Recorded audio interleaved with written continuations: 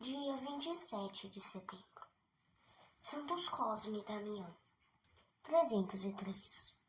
Os santos Cosme e Damião eram irmãos, descendentes de nobre e piedosa família da Arábia.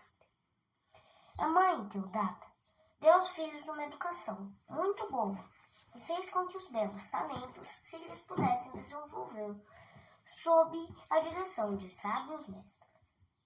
Fazendo os estudos na Síria, especializaram-se em medicina.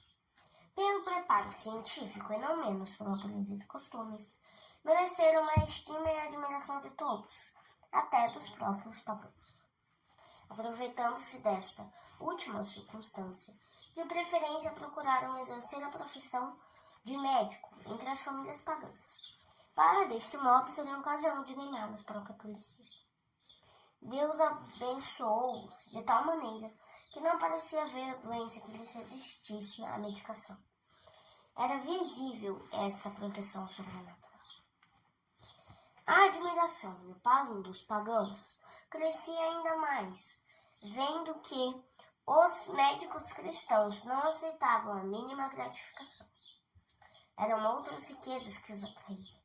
Era a conversão das almas, que viviam nas trevas do paganismo, o objeto principal de toda sua atividade. Realmente conseguiram deitar a semente da doutrina cristã em muitos corações, e numerosas foram as conversões de pagãos ao cristianismo.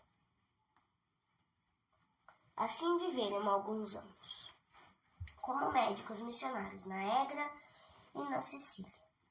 Essa atividade havia de chamar a atenção das autoridades, como de fato chamou. Tendo recebido ordens terminantes do governo imperial de Diocleciano, com referência à religião cristã e seus adeptos, uma das primeiras medidas coercitivas do governador Lísias, quando apareceu em Égra, foi a prisão dos dois médicos, que lhe foram indicados como inimigos acérrimos das divindades pagãs. Citados perante o tribunal de Lísias, este os interpelou sobre sua pátria e profissão. Deram as informações exigidas, declarando que eram naturais da Arábia, exerciam gratuitamente a ciência médica. Protestaram contra a denúncia de entregarem-se às práticas da feitiçaria. Curamos as doenças, disseram ao governador, mais em nome de Jesus Cristo do que pelo valor da nossa ciência.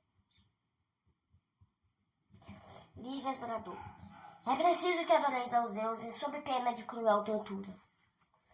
Responderam eles: teus deuses nenhum poder têm. Adoramos ao Criador do céu e da terra. Para fazê-los mudar de convicção, Lísias mandou aplicar-lhes tormentos bárbaros. Vendo, porém, que eram inúteis esses processos, deu ordem para que fossem decapitados. Cosme e Damião morreram mártires em 303. Os corpos foram transportados para Cira, na Síria, e depositados numa igreja que lhes recebeu o nome. O mesmo imperador, vendo-se favorecido em grande doença, construiu em Constantinopla uma igreja em honra destes padroeiros. Parte das relíquias chegaram no século VI a Roma e a Munique, Baviera, onde repousaram no altar maior da igreja de São Miguel. Deus glorificou com muitos milagres o nome de seus dois servos.